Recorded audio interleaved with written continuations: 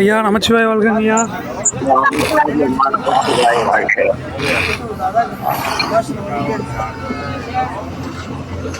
இன்னைக்கு நம்ம இன்னைக்கு எடுத்துக்கொண்ட தலைப்பு வந்து மிக ஒரு அருமையான தலைப்பு. உலகத்தில் நாம் எல்லோரும் எப்படி நினைக்கிறோம், மண்ணின் நல்ல வண்ணம் வாழன்னு நினைக்கிறோம்.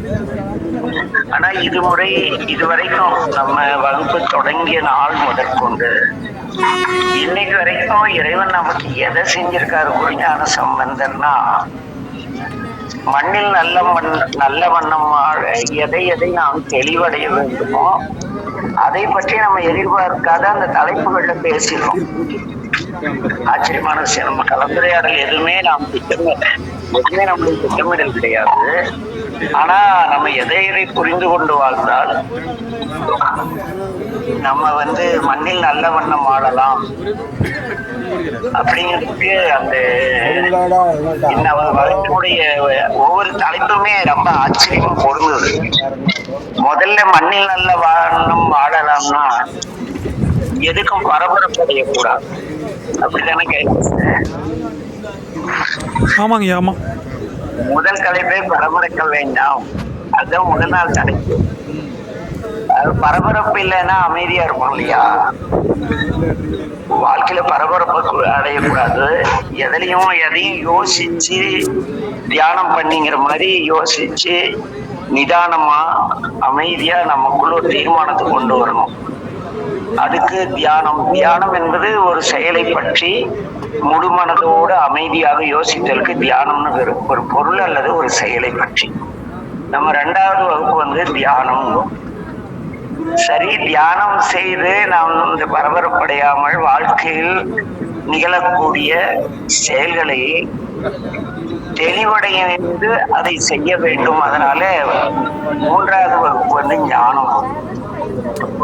சரி, பரபரப்படையாமல் அமைதியாக யோசித்து அறிவு கொண்டு செயல்படும் பொழுது நமக்கு நிறைய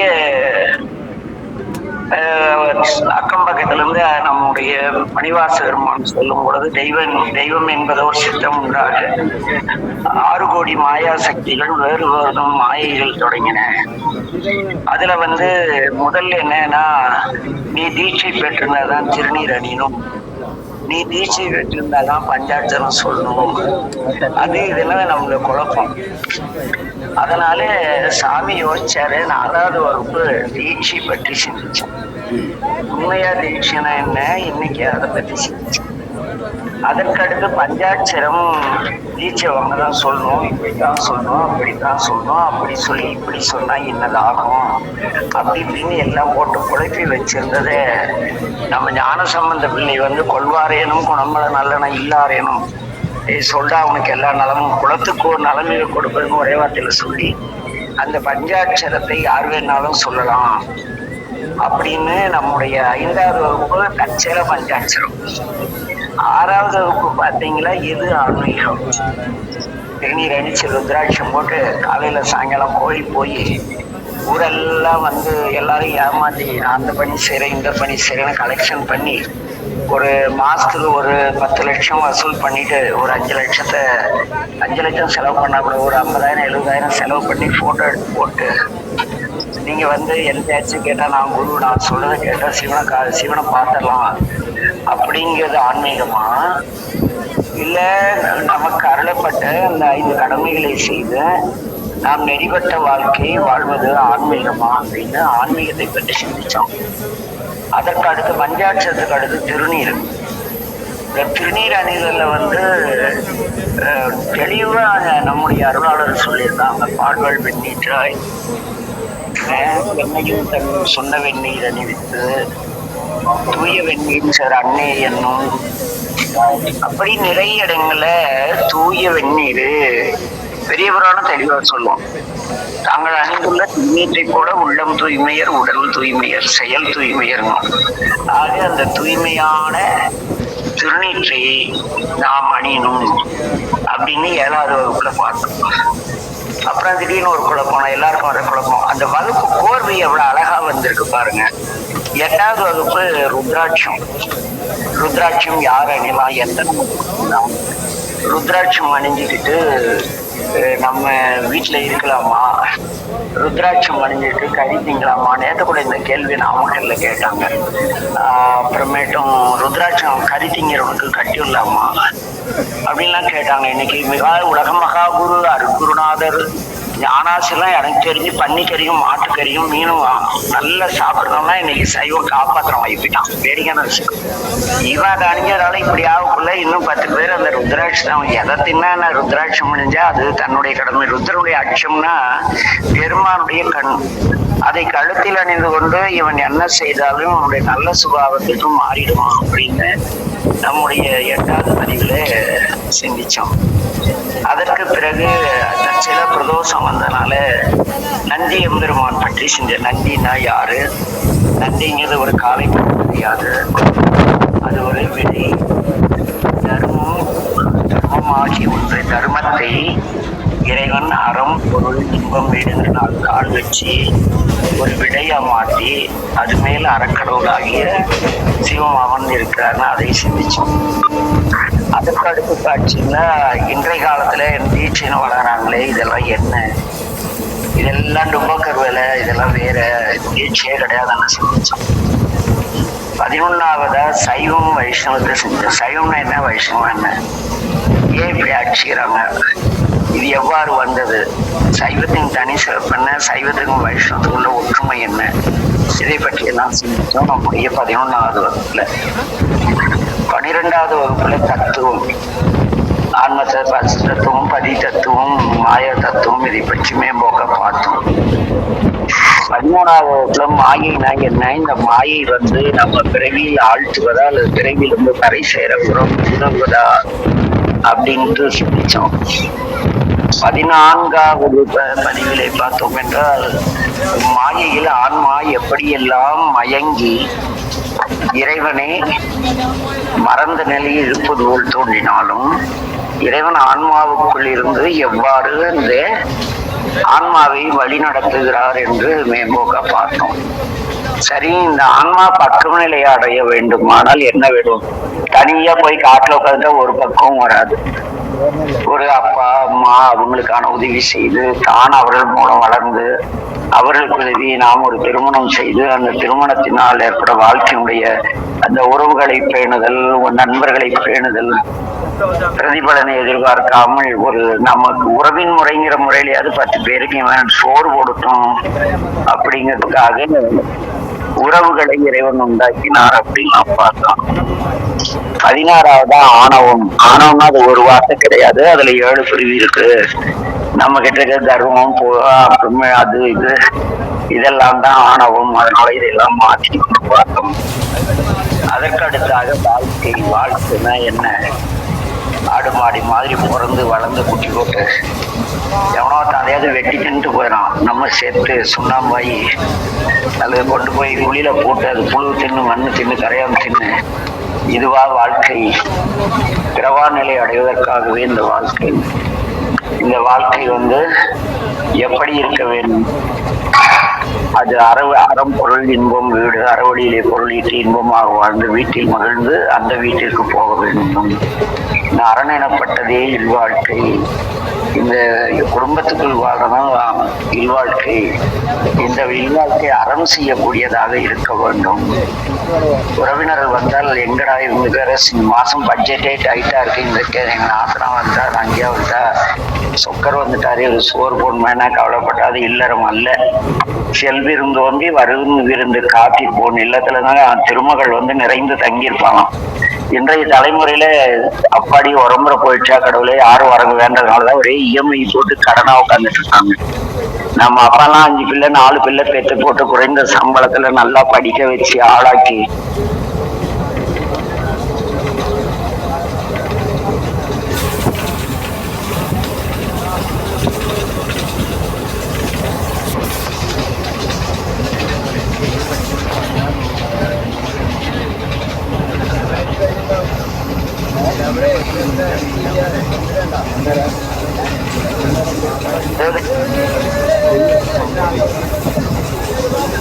எல்லாம் இஎம்ஐ போட்டு கையில காசு தானே கேட்போம். ஒரு வீடு கட்டுறோம் கடன் வாங்கின்னு போய் கடைசியில வீட்டை விட்டு கடன் கட்டிட்டு இருக்கிறத தொலைச்சு போட்டு உட்கார்ந்து இருக்கிற ஒரு வாழ்க்கை இன்னைக்கு வாழ்றோம். இது வல்ல வாழ்க்கை அப்படின்னு சிந்திச்சோம். சரி, நல்வாழ்க்கை வாழ யாருடைய தயவு வேணும்? குருவுடைய தயவு வேணும். எங்கேயாவது யார் குரு அப்படின்னு பார்த்தோம். அப்படிப்பட்ட குரு எங்கும் தேடினும் காணினும். அப்புறம் பார்த்தா எல்லாம் சிந்திக்கும் பொழுது திருஞான சம்பந்தரை பற்றி சிந்திச்சோம். திருஞான சம்பந்தர் ஜோதியில் கலந்தார் என்றால் அந்த ஜோதியினுடைய வெப்பம் இந்த பூமியில இருக்கும் வரை திருஞான சம்பந்தர் இங்கே வாழ்கிறார். பூமியில் வெப்பம் இருக்கும் வரை திருஞான சம்பந்தர் வாழ்கிறார். எவ்வாறு வாழ்கிறார்? திருமுறைகள் உள்ள வார்த்தைகள் மூலம் நமக்கு உபதேசம் செய்து கொண்டு ஆறுதல் கூறிக்கொண்டு நம்முடன் வாழ்ந்து கொண்டிருக்கிறார் திருஞான சம்பந்தர் அப்படின்னு சிந்திச்சு, அதுக்கு பிறகு சாமியுடைய திருநீலகண்டம் இறைவனுடைய தனி சிறப்பு திருநீலகண்டம் சிந்திச்சோம். அப்புறம் திருநீர் சரி, இது எல்லாத்தோட இது ஒண்ணுமே வேண்டாப்பா, திருநீர் வச்சுக்க சரி முத்தி திருநீர்ன்ட்டாருல, இவ்வளவு கோர்வை இல்லையா? வகுப்பு நம்ம திட்டமிட்டு தலைப்பு கொடுத்து பேசியிருந்தா கூட இந்த கோர்வை வராது. என்னங்க லோகநாதன் ஐயா? உண்மைதான் ஐயா. திட்டமிட்டு தலைப்பு போட்டுருந்தா கூட சத்தியம் அந்த கோர்வை வராது. வராது. அச்சோ, திகழ்பித்தான் கண்டாய். சாமி எவ்வளவு பொறுப்பா நமக்கு இந்த வகுப்பை கொண்டு போயிருக்காரு பாருங்க. இல்ல அதெல்லாம் பெரிய கருணை. அதற்கு அடுத்து பாத்தீங்கன்னா இன்னைக்கு மண்ணில் நல்ல வண்ணம் வாழலாம்.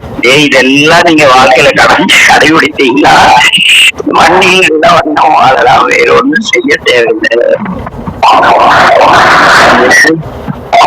எப்படி மண்ணில் நல்ல வண்ணம் வாழ்ந்தால் எப்படி வாழ வேண்டும், இந்த மண்ணில் நீங்கள் நல்ல வண்ணம் வாழ்கிறீர்கள் என்பதற்கு உங்களுக்குரிய தகுதிகள் என்ன அப்படிங்கிறத நம்முடைய மண் சம்பந்த பிள்ளை பேசும்.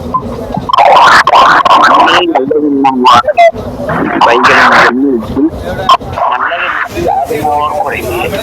மண்ணில் நம்ம நல்ல விதமா வாழலாம். கொஞ்சம் யோசிச்சு பார்த்தோமா, அதுக்கு ஒன்றும் குறைவில்லை, எல்லாமே இருக்கு. அது எப்படி இந்த உலகம் இருக்குன்னா, வாழ்க்கை எப்படி என்றும் இன்பமும் பெருகும் இயல்பினால் வாழ்க்கையில தினந்தோறும் இன்பம் தான் இருக்கு, இன்பமே கிடையாது. ஏன் இன்பமே இருக்குன்னா, நன்றும் தீனும் சிறதரப்பாடு நாம் பேசக்கூடிய வார்த்தைகளை வைத்துதான்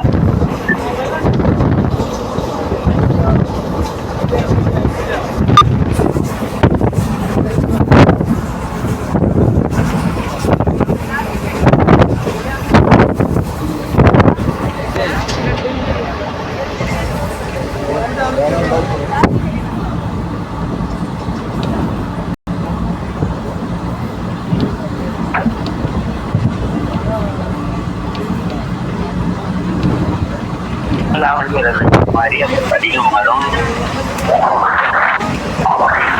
இந்த பதிகம் பாடுங்கள ஈட்டு பதிகம் நாம எல்லாம் பாடுறோம் இல்லையா, அதுல இருந்து போனா சிறப்பா இருக்கும்.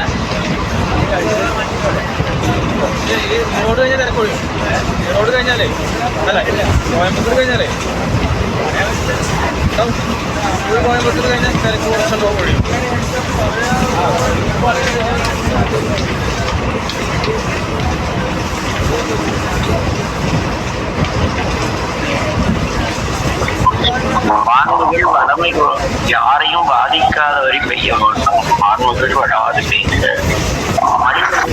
உலகத்துல எல்லா பொருளும் குறைந்த விலையில நியாயமா கிடைக்கும். அதே போல மன்னன் போடும் முறை அரசு செய்க. அரசன் எவ்வளவு மன்னன் எவ்வளி அவ்வளி மக்கள். காமராஜ் நாடார் அரசியல் கிடையாது, நான் வாழ்ந்த வாழ்க்கையில நான் சந்திச்ச ஒரு நிஜம். ஏன்னா முன்னால கடைசியா மிக நேர்மையான ஆட்சி.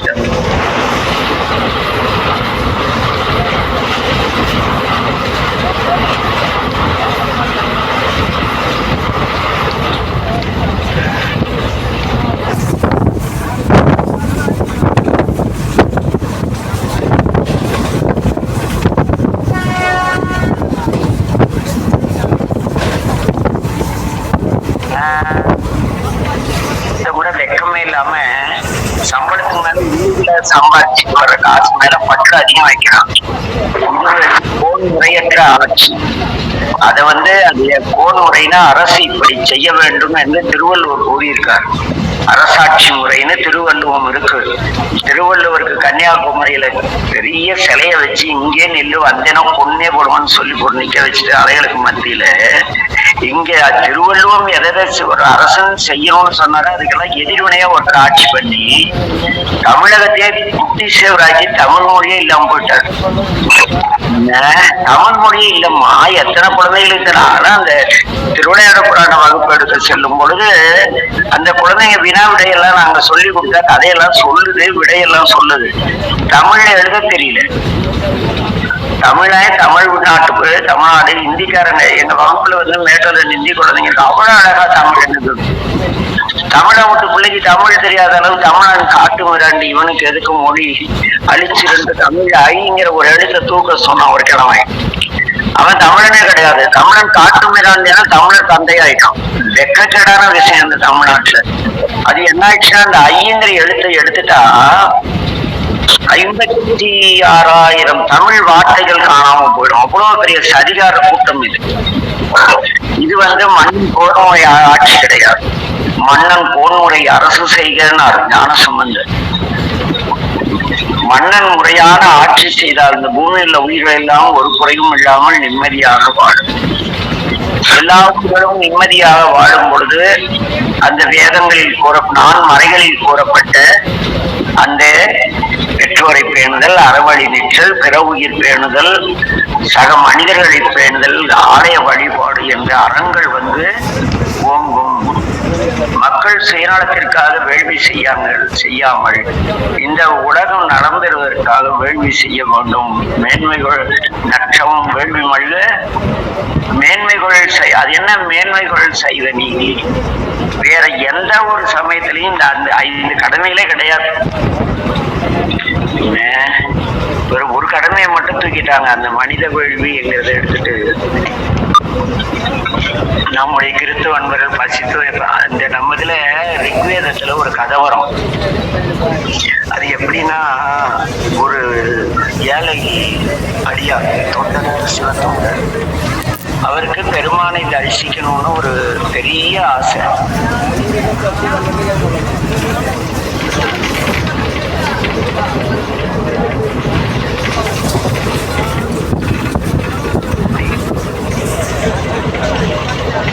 நம்ம காலையில இருந்து வயல்ல பாடுபட்டு உழுது கஷ்டப்பட்டு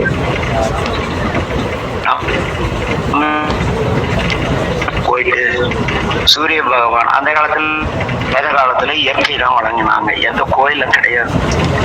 அந்த சூரிய தேவனை பார்த்து, சூரிய தேவா அந்த சிவருமான்னு ஒருத்தர் இருக்காராம, இந்த உலகத்தை இவ்வளவு கருணையா படைச்சிருக்காரு, அவரை நாம பார்க்கணும், நீங்க அவர்கிட்ட சொல்லுங்கன்னு பாட்டுக்கு முறையிட்டு இருக்கான். ஒரு நாள் இரவு கனவில் இவனுக்கு இந்த வேதங்களில் கூறப்பட்டிருந்த அந்த ஒரு இறைவனுடைய தோற்றத்தை காட்டி அந்த இறைவன் கூறுகிறார், அன்பனே, நீ அருமையாக உழவு செய்து உலகை பேணுகிறாய், நாளை நான் உங்கள் வீட்டிற்கு வருகிறேன் கண்டிப்பாக அப்படின்ட்டாரு நம்ம சாமி.